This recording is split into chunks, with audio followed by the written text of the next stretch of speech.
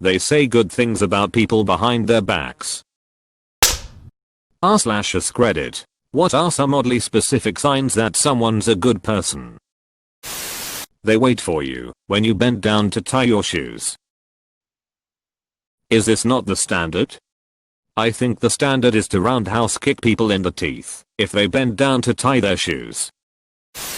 They keep the trash with them until they find a dustbin. If they see someone looking confused in a public space, asking if they need directions. I grew up in the Midwest and eventually moved to a bigger coastal city. I never really noticed how much friendlier people were in the Midwest until I visited after a couple years of being away. I was walking around downtown trying to find a certain address when a random person walked up to me and asked if I needed help. That's when it really struck me how different the culture was where I grew up compared to where I moved. Those types of people are the best. Funny enough, I found that my expectations for behavior like that were a little different than reality. I grew up in the South and lived in Chicago for a while, and people were nice enough in those places. But now I'm in the New York City area, and at least before COVID, all I had to do was look vaguely confused for a moment before someone offered to help. Of course the volume of people is higher, so maybe the chances of a very kind person seeing you is statistically higher. The difference seems to be the attitude. When New Yorkers help you, they're matter of fact about it. I saw a lady fall on a crowded subway and the people around her picked her up, vacated a seat, and sat her in it, all without saying a word. A new neighbor automatically and quietly helped me when I was struggling with my trash bins. In the South or the Midwest, they might have done the same, but they would have been more likely to strike up a conversation while doing it. And in the South it sometimes depends on what you look like. I've actually heard that about New Yorkers. That they are nice and helpful, but very short and abrupt. I think you're right about the treatment you get in the South depending on what you look like. The city I moved to is in the South, and I have always been treated very well as a white woman. My boyfriend, however, who is not white, hasn't always had the same luxury. From New York City, but raised in the suburbs until the teen years. My take is that New York City is so crowded, demanding, and fast-paced that NSAs pretend there is a personal bubble around each other to be polite and respectful of each other's precious quiet time and limited privacy. Like, you might be standing on my toe and breathing down the neck of my coat while we are packed like sardines on the subway, but if we each pretend the other isn't there, no one feels awkward or claustrophobic, or like the situation demands some of their finite energy supply to manage. I've had more than one talk with othernessers about the stigma of breaking the code, mostly in the context of wanting to help someone out but not knowing if we were misreading signals from someone who actually wanted to be left in peace. I always got and gave enthusiastic help when I needed it though. When something terrible has happened to you, but that person still sticks to you and encourages you. If you are enjoying this video, make sure to hit the subscribe button and the thumbs up button to support this channel. They can admit when they are wrong about something without getting angry or defensive. Someone can admit they were wrong to them, and they won't abuse that opportunity to push the point. A lot of the things mentioned in this thread really are just common decency, which is almost sad, in a way. Sticking around and showing up when your friend is in a bad way, even if they have been in a bad way from a long time. You don't have to cook them food every night, but check in so they know you care about them. After experiencing a tragedy, I realized how fair weather the majority of the people I had in my life were. It doesn't make me angry so much as sad and disillusioned. When a person can set a positive environment. Unnecessary anecdote. Once my friends and I were playing a drinking game Kings, where you had to make up rules that are normally supposed to make people a little uncomfy. That night, my sweet friend set a rule that you have to give a compliment before each turn. 20 people ended up crying, supporting each other, and reminding everyone of their worth. That's a good person, and that goes down as my favorite college memory. Damn, that's a beautiful story, if I ever heard one. Hopefully some lifelong friendships were forged that day. I know my boss is a good person because he's never said anything mean about a rude client or competitive business. It's always, those guys do awesome work. That guy is just the best man. I like dudes like that. I like to know how those PPL maintain their mental health though. For me it's Superman. Superman may be fictional, but for some reason he's just so inspirational and I want to be like him, so I just try to be nice to everyone, even if they don't deserve it. It's hard though lol, because by default, if someone is rude I suddenly feel anger. That's Superman's true power restraint. If someone is mean to me, I try to tell myself that they probably needed a winter day and it's got nothing to do with me. It doesn't always work, but it helps haha. They pick up nails, screws or sharp objects they come across from the parking lot or road, so people don't get flat tires. AWW my dad does this. We must have the same dad. You guys have a dad? Are ya winning, son? I haven't won anything since 2004. I'm still proud of you for trying. They read through these comments looking for ways to improve themselves. They found me. Someone who remembers a tiny detail about your life or something you like and brings it up in convo much later on. Haha, short-term memory loss gang, where you at? No, seriously, I can't remember where the meeting was. Ah yes, the ad kicks in pretty good sometimes. When in a group of people walking, they make sure nobody gets left behind by spacing themselves between the leaders and the stragglers and keeping an eye on both. Quietly helping you with stuff without prompting / asking for help. They say good things about people behind their backs. I would never say this to her face, but she's a wonderful person and a gifted artist. Why wouldn't you say that to her face? Even if they don't quite understand or relate to a topic you brought up, they ask follow-up questions. Bonus points if they don't seem particularly interested in the topic, but they still remain invested in the conversation, since you're excited to talk about it. It always flusters me when I've accidentally bored someone or stalled conversation, so the fact that some try to keep it running to avoid awkward silence feels really sweet to me. I do this with my husband. He's a roofer, and I know some of the stuff of what he's talking about, but if I don't and ask what it is, then he gets really excited to tell me about it. I love watching people talk really excitedly about things that they do or are into. That's the best excitement. I find it incredibly attractive, personally. When someone is really into something, and you're explaining it to you, it's awesome. How they treat animals when no one is looking. Especially stray animals and wildlife. Eii, that's me. I once saw a crow struggling to open a walnut, so I stopped my bike and went up to the nut to crush it. The crow waited in a tree. When nut was smashed, I waited a bit further and saw him go and eat it. I felt good for the rest of the day. LMAO. You have made a friend. A very powerful friend. Use your new power as croaking wisely. If they are working on something and drop small trash bits of paper, tape, they pick it up and throw it away.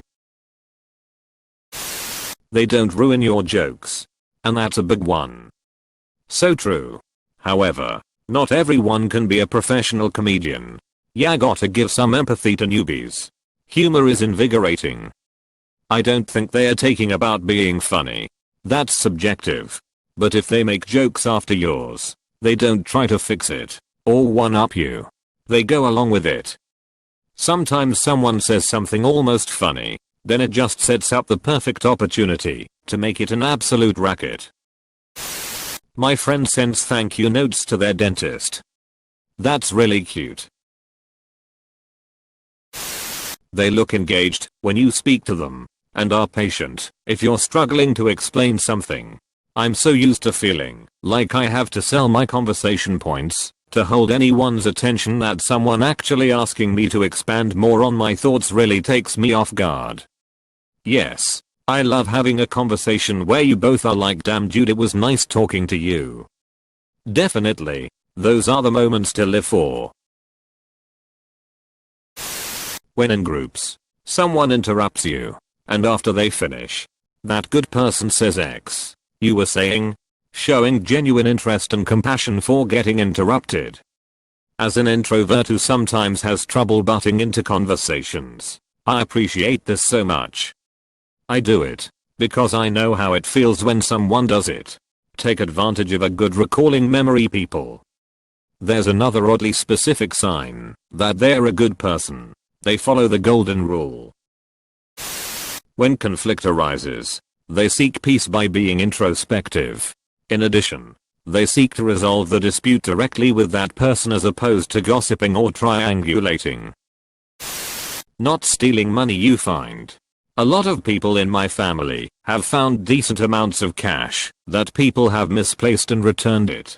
I just would feel terrible if I lost up to a paycheck in cash and someone just swiped it. My cousin, when he was a preteen, lost his wallet in Walmart and it had the money in it to buy him a Nintendo Wii or something when they were brand new. My uncle had basically told him too bad. So sad. And when they got home, my aunt was so livid with my uncle. She drove back to the store with my cousin and Walmart made an announcement and the wallet and all the cash was returned. My dad was at the courthouse one day and found an unmarked envelope with like $500 in it. He looked around and eventually saw a woman sobbing hysterically. He asked her what was wrong and she told him she'd lost the money she had to pay her rent. He was so excited that he got to give it back to her. He was a good man. This gave me the warm fuzzies inside. I hope to be able to do this for someone someday. In social settings, they notice when someone is kinda left out, and they find a way to include that person in the conversation, or whatever fun is being had. I remember when I went out with my older sister and her friends once, when I was about 15. I was pretty shy and quiet. They were all chatting about other friends and in jokes, but one of her best friends would keep taking a few seconds to explain the background to these stories or jokes to me. It was a small thing, but it brought me into the group instead of sitting and listening to a bunch of stuff I didn't get. I endeavor to do the same whenever a new person is in a group with me now. If they decide they don't want to buy something, they put it back where they found it instead of just leaving on a shelf somewhere else. It's even worse when you see frozen products on ransom shelves left by people. They are basically Hitler. Yup, my mom is this type of person. Every time I call her out on it, she gives the same excuse every time an employee is gonna go put it back where it belongs, because it's their job. Yet she works at a convenience store and complains when her customers do the same thing. Not if it's a chilled or frozen item. There's no way to tell how long it's been out of the cold chain. 30 minutes is the limit in the UK, so it's unsafe to return to the shelves. That stuff is going in the trash. Might be worth telling her that. I found a 50 steak on the shelf the other day. It has to be thrown out, because like you said, we don't know how long it has been out. I felt really bad for the animal that died, just so some speephole could leave it on a shelf for it to become trash. So lazy. I've become a bit of a misanthrope working grocery nights. Especially Sunday. You don't get to see the people. Just the evidence they were there. So you're detached from them, and I can't help but picture them as a herd of swine or locusts descending on the place and leaving it a heap. Half-empty coffee cups, chicken wings that have been nibbled on, banana peels, boxes open and items stolen. Items moved like one shelf over. You really couldn't have put that back. It's honestly despicable. They clean up the table to make it as easy as possible for a waiter/waitress. When they find the credit card that slipped out of your pocket in a shady parking lot, they go out of their way to find you and return it. Me reading the comments, checking off the boxes, making sure I'm not going to hell. Me giving myself hell for not being able to check off enough boxes. Hey, at least openly recognizing a fault can probably give you another checkmark. When you're walking together and someone is slower, they match that person's pace and wait if the crosswalk is ticking down until the next cycle.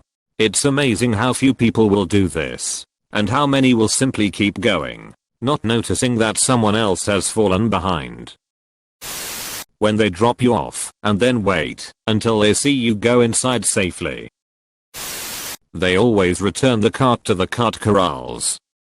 They are a next level good person if they also return carts that were left out that weren't theirs to the cart corrals.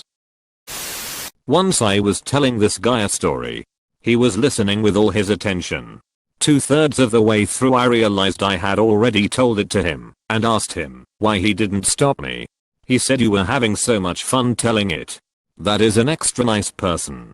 I felt a bit foolish, but he made me feel like he just genuinely cared. They let someone with only a few items go in front of them in a checkout lane if they have a full cart. They take time to hold the door for strangers when entering a building a short ways ahead of someone. They let people merge into their lane while on the interstate rather than speeding up. When someone will put their phone face down and turn their music off just to have a simple conversation with you. Oh, and how they treat animals.